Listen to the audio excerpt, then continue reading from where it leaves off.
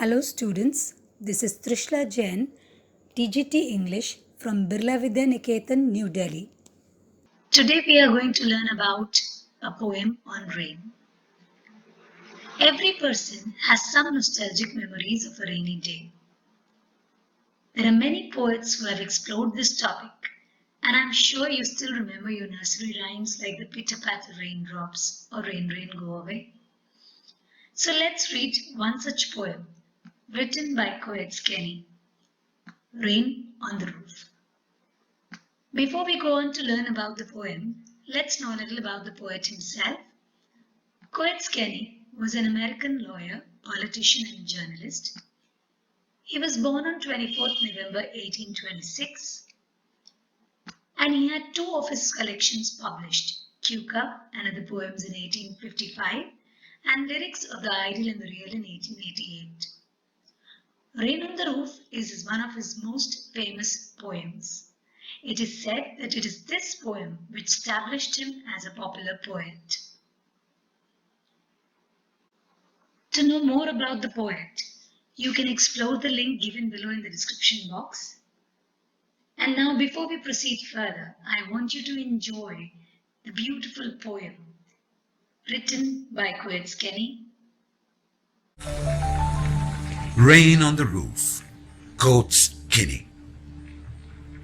When the humid shadows hover over all the starry spheres, and the melancholy darkness gently weeps in rainy tears, what a joy to press the pillow of a cottage chamber bed, and to listen to the patter of the soft rain overhead.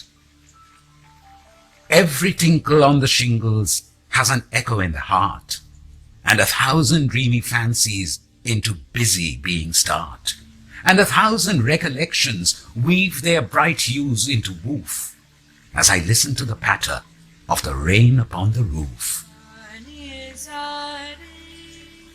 Now in fancy comes my mother, as she used 2 years agone, to survey her darling dreamers, ere she left them till the dawn. Oh, I see her bending o'er me, as I list to this refrain, which is played upon the shingles by the patter of the rain. Hope you all enjoyed listening to the poem. Now, before we go further, let's understand the different words and the poetic devices used by the poet. In the first stanza, the poet has used words like humid, which means something full of moisture, shadows, which refers to the dark clouds, hover, which means to move over something, starry sphere refers to the sky full of stars, melancholy means sad, bliss means happiness, cottage chamber is a small room in the cottage, and patter, as we all know, is the sound for the raindrops falling.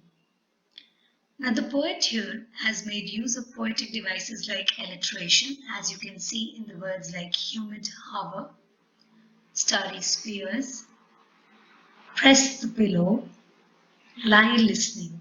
In all these words, there's a repetition of the consonant sound.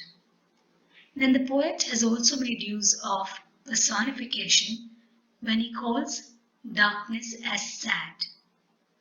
And then he also uses transferred epithet when he talks about melancholy darkness. When the humid shadows hover over all the starry spheres, and the melancholy darkness gently weeps in rainy tears, what a bliss to press the pillow of a cottage chamber bed and lie listening to the patter of the soft rain overhead. In this stanza, the poet talks about the rainy night. He says that the sky is covered with dense clouds and the stars are not visible. The first 4 lines reflect the sad mood of the poet. Darkness is all around, and darkness has a negative connotation. And this darkness makes the poet also feel sad. Rain also seems to mirror his emotions, as it looks like tears falling softly from human eyes. But at this point, there is one thing that brings joy to the poet, and that is to curl up with a pillow in his bed of a country cottage, from where he listens to the raindrops falling on his roof. And as he listens to these raindrops and the sounds made by them, it helps him to recover from his melancholy mood. Now let's move on to the second stanza. Every tinkle on the shingles has an echo in the heart, and 1,000 dreamy fancies into busy being start, and 1,000 recollections weave their threads into woof as I listen to the patter of the rain on the roof. Tinkle here is the short, light ringing sound. Shingles are the rectangular wooden tiles used on the roof. Echo is repeated sound.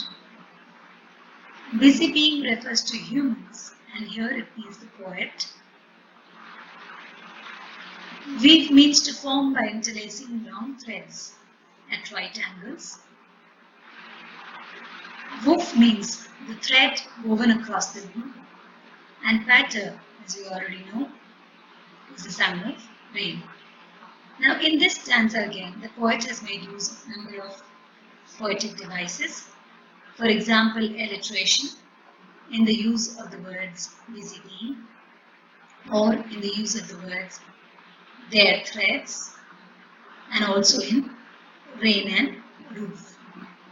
He has also made use of onomatopoeia in the words like tinkle and patter. Besides, we also have personification when he talks about 1,000 recollections weave their air threads. So recollections have been given the human quality of weavers. And then we have transferred epithet also in the line dreamy fancies. In the second stanza, the poet goes on to express his feelings when he hears the raindrops falling on the rooftop of his house. He says that whenever he hears the rain falling on the rooftop, the sound of the rain repeats in his heart. It echoes in his heart and it creates many new different dreams in his mind. All his memories come back to him, but they are not discrete and separated from each other. Instead, all his memories seem to have formed a patchwork by becoming entwined with one another. These memories of the past come back in the form of dreams. The poet here uses a metaphorical expression. Recollections are presented as weavers, and the particular memories are the threads which are woven into the fabric of the mind. And then the poet, who is lost in his memories, goes on to say, now in memory comes my mother, as she used in years agone, to regard the darling dreamers, or she left them till the dawn. Oh, I feel a fond look on me, as I list to this refrain, which is played upon the shingles by the patter of the rain. The word agone here is an old version of the word ago.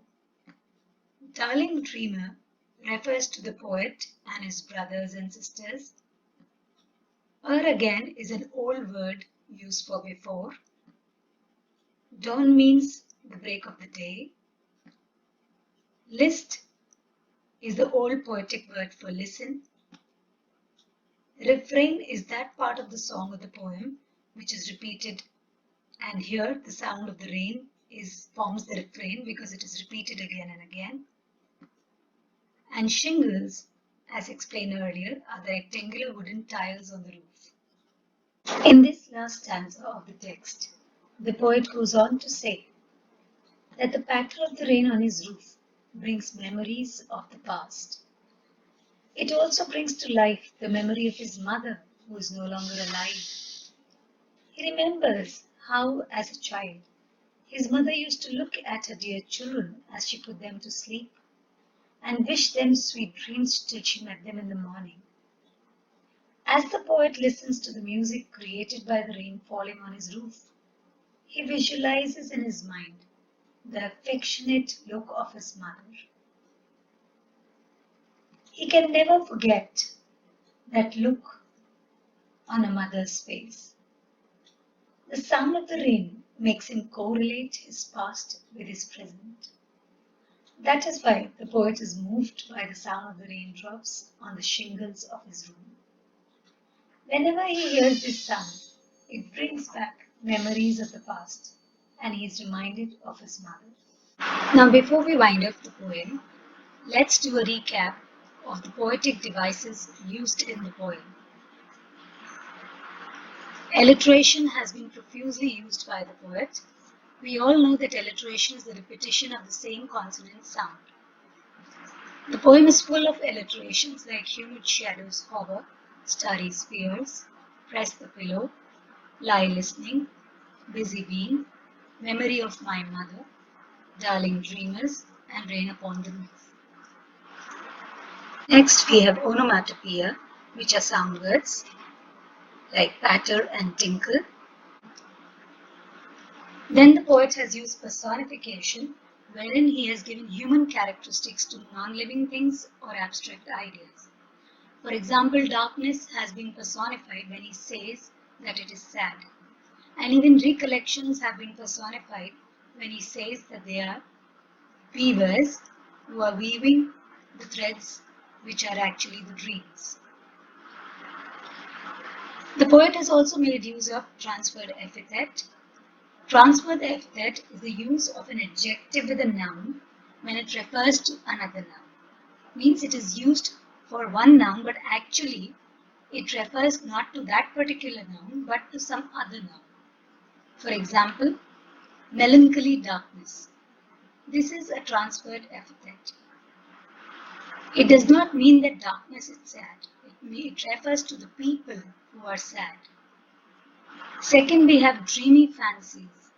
It means not that the fancies are dreamy, but it refers to the people who have dreams. And finally, let's discuss the rhyming scheme. Each stanza follows the rhyming scheme of A, B, C, B, D, E, F, E. Now look at the theme of the poem. The theme of the poem is the healing power of rain. The poem talks about how the rain soothes and comforts the mind of the poet by bringing back lovely memories of the past. The rain is thus an instrument to bring back beautiful memories of the past. The sounds of the falling rain takes the poet to his childhood, where the fondest memories of his mother is brought before him in all her gentle lovingness. Hope you all enjoyed the poem. For those who are interested and would like to know more about the poet or the poem, I have attached a few links below. You can explore it and enjoy it.